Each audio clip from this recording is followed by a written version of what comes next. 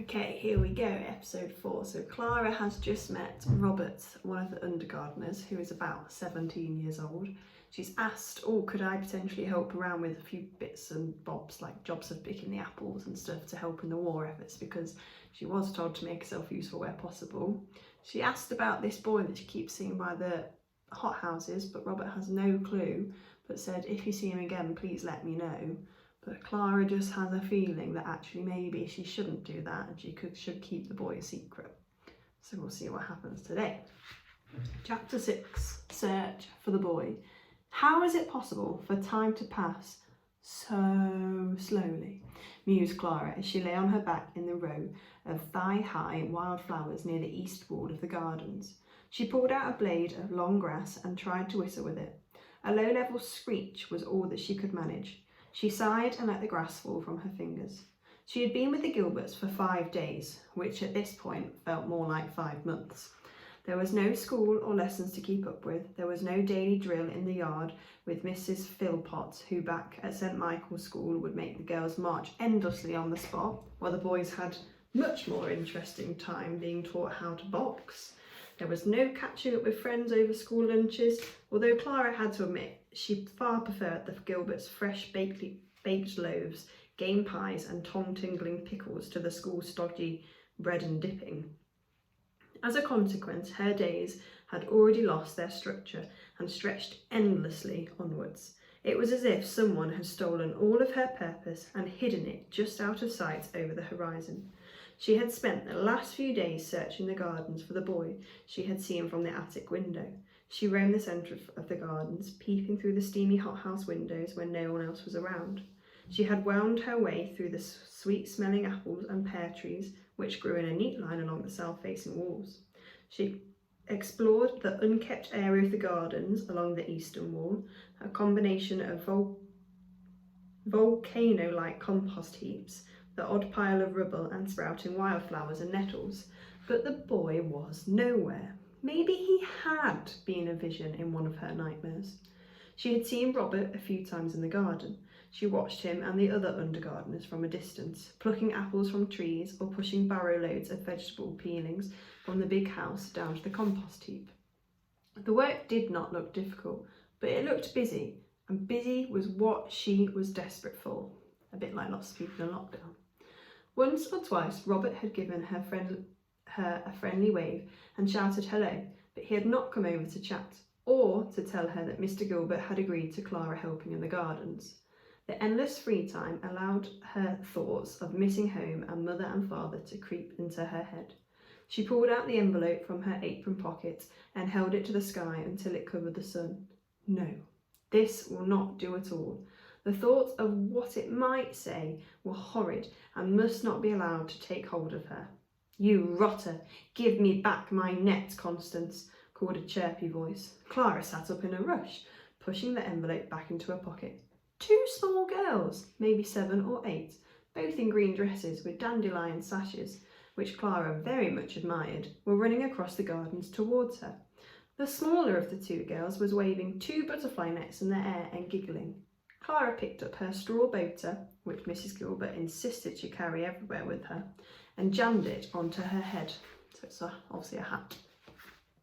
"Greta, please take control of the girls. It will not do having them run around on such a warm day and spoiling their dresses. Take them to the summer house for refreshments." Read that. Called a slim lady carrying a lace-edged parasol. Clara saw that another lady was following the first. She was wearing a beige dress with a brown sash. A funny round hat, a little like a biscuit, sat on her severely pulled back hair. She had seen ladies in similar uniform pushing prams with sleeping, or sometimes crying, babies in the park at home. She must be the girl's nanny. "Look, mother, a girl hiding in the weeds," said the girl carrying the nets. The lady stopped and stared in Clara's direction. Clara felt warm spread up her neck and spill into her cheeks. She was not hiding. She was just, not doing much really. The slim lady whispered to the nanny, who was giving Clara a hard and disapproving stare. Oh dear, thought Clara. What should she do? Should she stand up and tell them that she was the Gilberts' niece? She did not want to think that she was trespassing, but then again, if they were from the big house, would they even know who the Gilberts were? The other day, Mrs. Gilbert had said, with a haughty stiff, that she prided herself on being able to undertake her job of housekeeper without being seen or heard by the Earl and his family.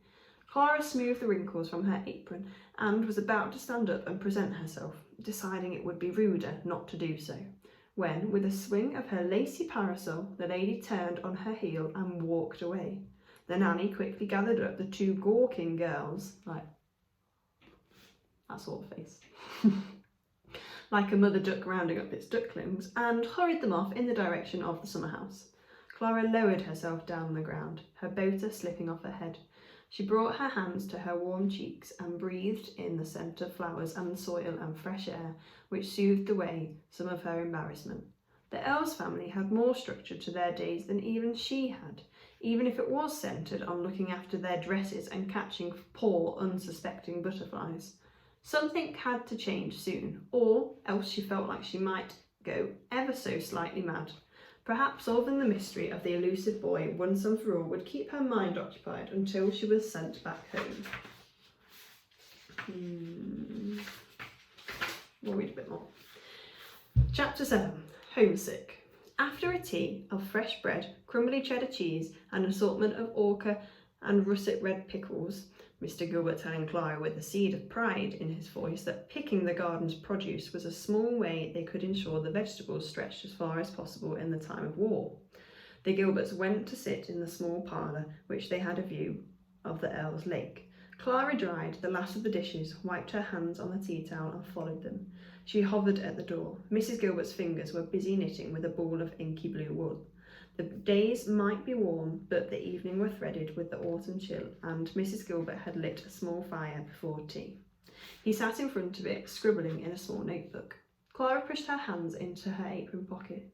"I just wondered if any letters from Mother had arrived for me," she asked. Her mother had said that she would write often to update Clara on Father's health. To Clara, that meant every day. Yet each day when she asked Mrs. Gilbert if any letters had arrived, there were none. Surely Mother would have found time by now to put her thoughts on paper and locate an envelope and a pillar red postbox and slip them in. She imagined Mother and Father taking evening strolls along blustery sea-fronts, seagulls wheeling in the air, Father clutching a newspaper cone of fat chips heavily coated in salt. A wave of homesickness sat on her shoulders like a heavy black cloak as she waited for Mrs. Gilbert's answer. "No," said Mrs. Gilbert. Her fingers expertly twisted the knitting needles in and out and around, up and down went the dark wool. The pockets of Clara's homesickness cloak filled with rocks. Mr. Gilbert looked up.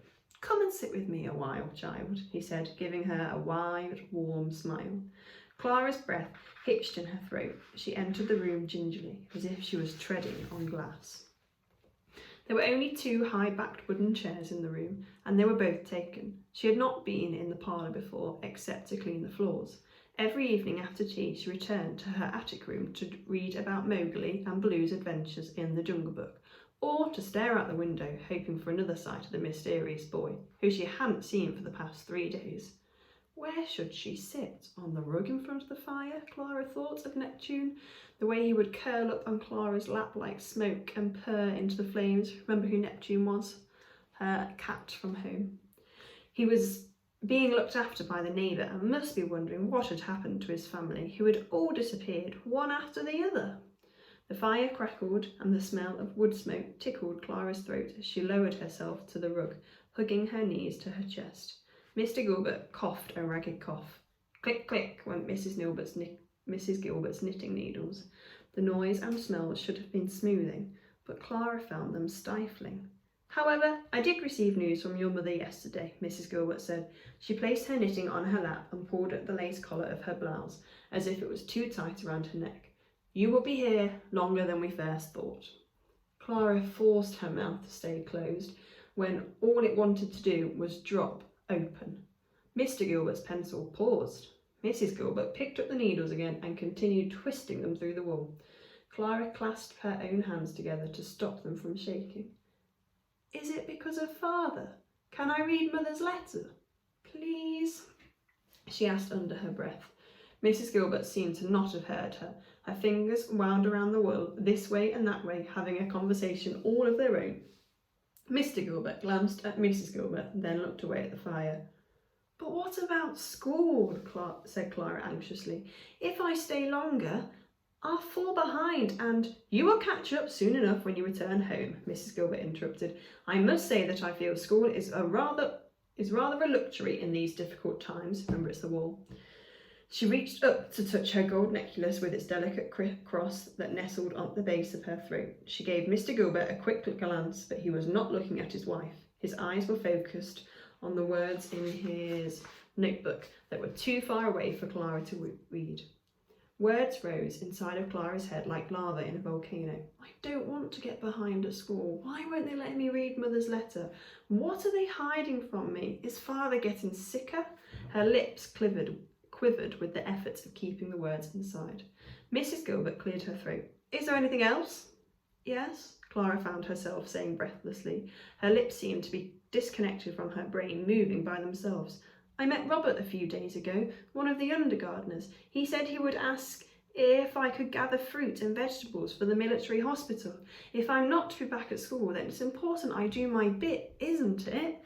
Mr. Gilbert looked at Mrs. Gilbert. Mrs. Gilbert looked at her knitting needles. Clara held her breath. No, Mrs. Gilbert said curtly. Mr. Gilbert was chewing on the end of his pencil and staring into the fire again. But, said Clara, her voice wavering, was there to be no explanation for the reason of this decision? I said no, Mrs. Gilbert said in a low voice. Make yourself useful indoors. You can clean the windows tomorrow. Now, Lizzie, said Mr. Gilbert in a soft voice, laying his pencil down and leaning forwards on his chair. Clara could be a help. Cook sent down an extra long list of produce she needs for meals at the big house, and there is so much to pick and collect for the hospital deliveries. We are so short of men. I said no, Mrs. Gilbert said again, staring at her lap. Clara didn't remember how she got into the hall. She did not know whether it was Mr. or Mrs. Gilbert who shut the parlour door behind her. Hushed voices came from within. Tell her, Mr. Gilbert. How will telling her possibly help matters, Mrs. Gilbert? It may help her understand, Mr. Gilbert. Clara heard Mrs. Gilbert's needles and fingers whispering over the wool, like they were trying to twist their secrets into the folds. Numbness climbed Clara's spine. She opened the door to the gardens and half fell out onto the steps. She pulled in a breath of cool night air, and another, until her skin was less tight. Things were piling up on Clara like a game of cards. She turned them over one by one. A boy only seen at night, Mr. and Mrs. Gilbert whispered conversations, Mrs. Gilbert's permanent crossness, and her refusal to let Clara read Mother's letters. She thought of the jigsaws Father and Mother would buy at Christmas, the family arguments over which one they should choose, steam trains or aeroplanes, or idyllic wintry village scenes of children building carrot-nosed and eye-cold snowmen. What would they make of this puzzle, though? Clara pressed her lips together. Mother and Father weren't there. They were in Devon, and she knew she mustn't bother them with things like strange boys and conversations not meant for her ears.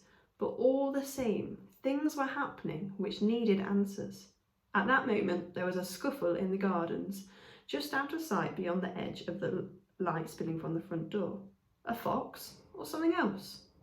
Or someone else? Clara took a deep breath and stepped into the dark, her heart thumping hard against her ribs.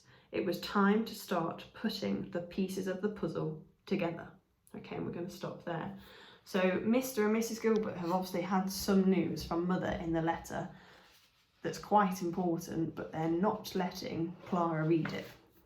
So we could infer it's something to do about Father's health if she's having to stay there longer. Remember, there's still the envelope in the pocket that we don't know what it's about. We don't know why Mrs. Gilbert is cross all the time.